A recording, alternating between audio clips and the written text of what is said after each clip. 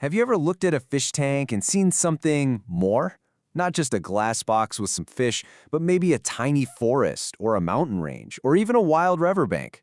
Well, today we're diving into exactly that, how you can transform a simple aquarium into a breathtaking, living work of art. So, let's start with that big question. Can a fish tank really be a living sculpture? The answer is absolutely 100% yes. And the craft behind it all? Well, it has a name. It's called aquascaping, and you can just think of it as underwater gardening but with an artist's touch. It's all about arranging plants, rocks, and wood to create a scene that, tells a story or captures a specific mood, all inside your aquarium. So here's our game plan.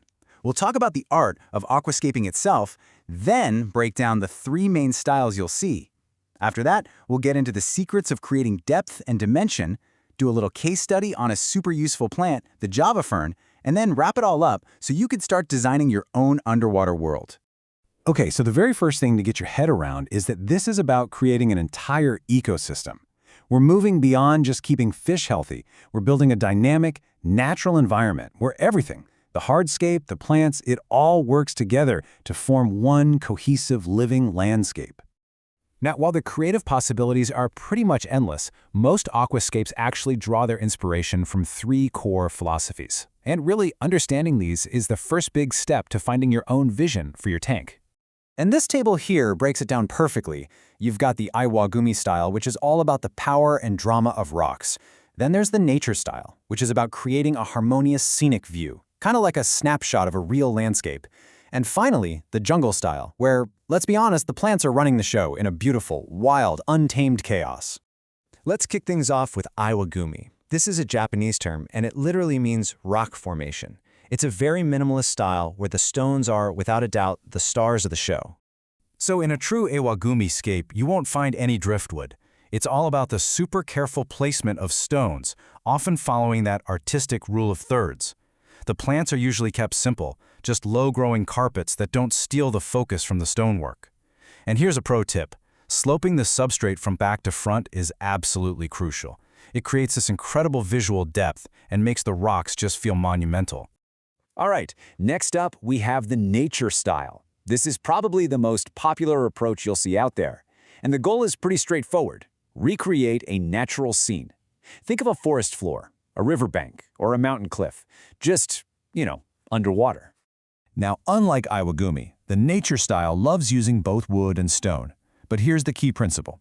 The plants are there to complement the hardscape, not to completely swallow it. It is all about balance. The classic technique is layering your plants by height, short ones in the foreground, medium in the midground, and tall ones in the back. It's a simple trick that creates a powerful sense of scale and realism. And now we get to my personal favorite, the jungle style.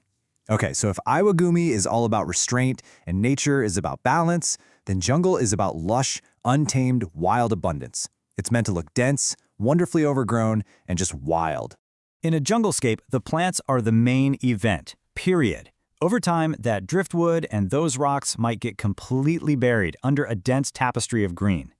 The art here is really in the controlled chaos, mixing different leaf shapes and textures and colors to create this incredible visual interest.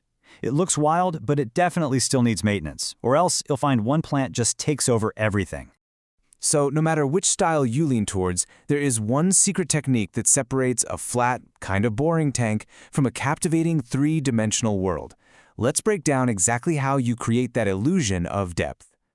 So how do you do it? Well, it really boils down to this three-step process. First off, just like we saw in the Iwagumi style, you have to slope your substrate. Banking it high in the back makes the whole floor of the tank visible. Second, you use forced perspective. Think like a movie set. You put larger stuff in the front and smaller stuff in the back to trick the eye into seeing more distance. And finally, you think in distinct layers: foreground, midground, and background. And this table just lays it all out. Your foreground, that's your low-growing carpet. The background, that's your big wall of tall plants. But what's the real secret weapon here? It's the midground. That is the transitional layer that ties the front and the back together. It adds texture, it can hide your heater or filter intake, and it's absolutely essential for creating a smooth, natural flow. Seriously, whatever you do, do not neglect your midground. Okay, so that's a lot of theory. Let's make this all a bit more real by zooming in on one of the most reliable, versatile, and beginner-friendly plants in the entire hobby, the Java fern. This thing is a true underwater workhorse. But before we go a single step further, I have to shout this from the rooftops. If you learn only one thing today, please let it be this: never, ever bury the rhizome. That's that thick, horizontal stem part where the leaves and roots sprout from. If you plant that thing in the gravel like a normal plant, it will rot and it will die. It is the #1 mistake people make with this plant. So why can't you bury it? Well, it's because the Java fern is what's called an epiphyte. It actually evolved to grow attached to things like rocks and driftwood, not in soil. It pulls its nutrients right out of the water through its leaves and roots. And this unique trait is what lets you glue it or tie it to hardscape, creating these amazing vertical points of interest that are just impossible with normal rooted plants. And hey, don't think Java fern means you only get one look. Check out the variety here.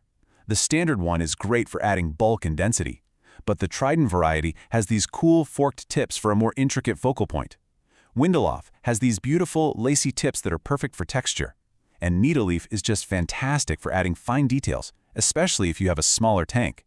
So why is it such a workhorse? Well, for one, it thrives in low light, which makes it perfect for those shady spots in a junglescape. It's incredibly hardy and can handle all sorts of water conditions. Its leaves are tough, so even fish that like to nibble on plants tend to leave it alone. Plus, it provides awesome shelter for shy fish and shrimp. It even grows new little baby plants right off its old leaves, which just adds to that natural, wild look. Okay, we have covered a lot of ground, from high-level design theory all the way down to the nitty-gritty of a single plant. So let's distill all of this down into a few key takeaways you can use to start designing your own underwater world.